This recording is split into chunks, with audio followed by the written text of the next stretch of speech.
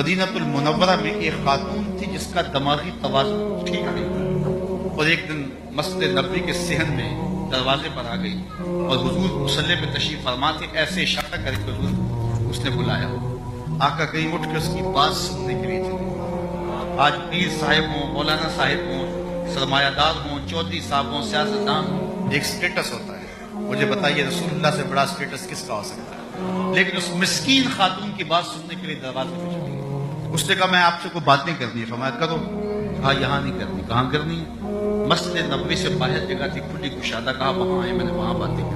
حضور وہاں چلے گئے، کڑکتی دھوپ، عرب کا موسم، پھر حضور نبوت کی ذمہ داریاں، نازک بدن، قیمتی وقت، لیکن اس نے جو کھڑا کیا حضور۔ اچھا مردوں کی نسبت عورتوں کی گفتگو کچھ طویل ہوتی ہے، اور پھر اس کا توازن عقلی بھی ٹھیک نہیں تھا، پھر سننے کے لیے حضور مل جائیں تو پھر کون بات کو